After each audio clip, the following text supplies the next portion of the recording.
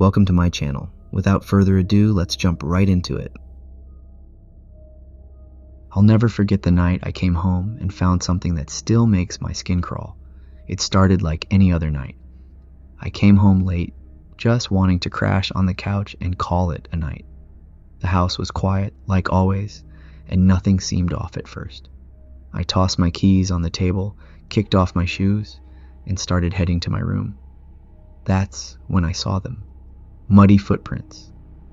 They started from the front door and went all the way down the hallway, straight to my bathroom. At first, I thought maybe I'd stepped in something outside and didn't notice, but as I got closer, I realized the footprints weren't mine. They were too big and kind of weird. Like, the shape was almost human, but not quite. I stood there staring at them, trying to make sense of it. Then I heard it. The water. The shower was running. Now, let me tell you, I froze. My heart was pounding, my head spinning. I live alone. Nobody else has a key. There were no broken windows, no doors forced open. Everything looked normal. So how in the world was my shower running? And who left these footprints? I stood outside the bathroom door, my breath coming out in shaky little puffs. So, against every ounce of common sense, I decided to check it out myself. I opened the door slowly, trying not to make a sound. The bathroom was steamy, like someone had been in there for a while. The mirror was fogged up, and the shower curtain was pulled all the way closed. "Hello?" I called out. My voice cracked a little, but I didn't care. No answer. I reached out and yanked the curtain back, half expecting someone to jump out at me. But there was nothing. The shower was empty. The water was blasting full force, and the floor was soaked. It looked like someone had just been standing there. My mind was racing, trying to figure out what was going on. I turned off the water and stood there, staring at the empty shower. When I finally left the bathroom, I followed the muddy footprints back to the front door. And here's the weird part. They stopped right at the door. Like whoever it was came in but never left. I checked every room in the house, every closet, under every bed. Nothing. I didn't sleep much that night. The next day, I bought a security camera and set it up near the front door. I figured if anything like that happened again, I'd have proof.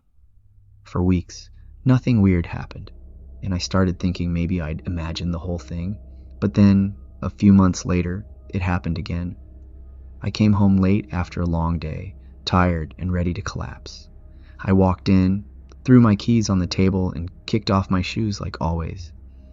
I was halfway to my bedroom when I stopped dead in my tracks. The footprints were back, muddy, weird-shaped footprints leading from the front door, down the hallway, and straight to my bathroom. My stomach dropped.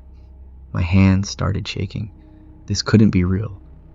I'd been so careful about locking up every night, and the security camera should have caught something, right? Then I heard it. The shower. The water was running, just like before. This time, I didn't even hesitate. I grabbed the nearest thing I could use as a weapon, an umbrella, and marched to the bathroom. My heart was pounding so hard it felt like it might burst out of my chest. The bathroom door was slightly ajar, and steam was seeping out into the hallway. I pushed the door open and stepped inside. It was the same as last time. Fogged up mirror, curtain pulled shut, water blasting full force. I didn't bother calling out this time. I just yanked the curtain back, and once again, there was nothing. The shower was empty, but the floor was soaking wet, like someone had just been there. My grip on the umbrella tightened as I backed out of the bathroom. This time, I had the camera. This time, I'd catch whatever was going on. I went straight to my laptop and pulled up the footage from the security camera. My heart was racing as I rewound to the time I'd left for work that morning. Everything looked normal. I fast-forwarded through the day, watching the empty hallway on the screen.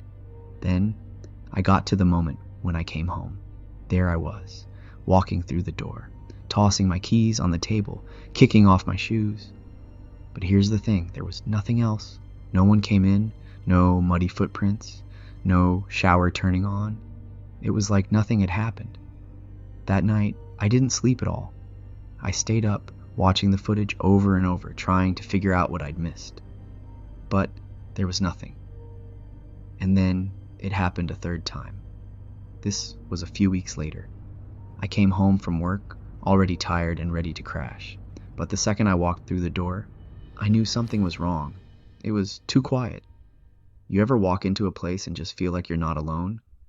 That's exactly how it felt.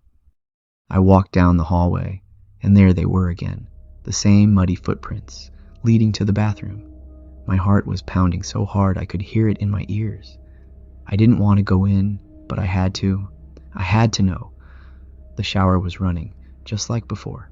The bathroom was full of steam, and the mirror was fogged up. I stood there for a second, my hand hovering over the shower curtain. I didn't want to pull it back, but at the same time, I couldn't just leave it, so I grabbed the curtain and yanked it open. Standing there, in the tub, was a man. He was tall, skinny, and wearing black clothes with blue trim. But that's not what scared me. What scared me was how his body looked. It was like it was melting. His skin was dripping, sliding off his bones like wax off a candle. His face was all wrong. His eyes were too big, too dark, and his mouth was twisted into this horrible grin. I froze. I couldn't move. I couldn't breathe. He didn't say anything, didn't make a sound. He just stared at me with those awful eyes, and I swear I could feel him looking right through me, like he could see every thought in my head. And then he moved. He didn't walk or step out of the tub. He just kind of leaned forward, like he was stretching toward me, but his legs never moved. His arms were too long, his fingers too thin, and I could see the skin on them bubbling, like it was boiling. I stumbled back, almost tripping over my own feet. My brain was screaming at me to run, but my body wouldn't cooperate. All I could do was stare at him, frozen in place. And then, just like that, he was gone. I don't mean he disappeared in a puff of smoke or anything dramatic like that. One second he was there, and the next, he wasn't. The shower was still running, and the steam was still hanging in the air, but he was gone. I don't even remember turning off the water or leaving the bathroom. The next thing I knew, I bolted out of the bathroom. I grabbed my keys and ran out of the house without even looking back, shaking like a leaf. I haven't been back to that house since. I don't know what I saw that night, and honestly, I don't want to know. I tried to look up anything that might explain it, but I didn't find much. Some people think it could have been a spirit or a demon. Others think it was just my imagination. But I know what I saw, and I know it was real. I'm staying with a family member for now, but every time I think about going back, I see those muddy footprints and hear the sound of the shower running. And worse, I see him. Thank you for listening to this video. I'll see you in the next one.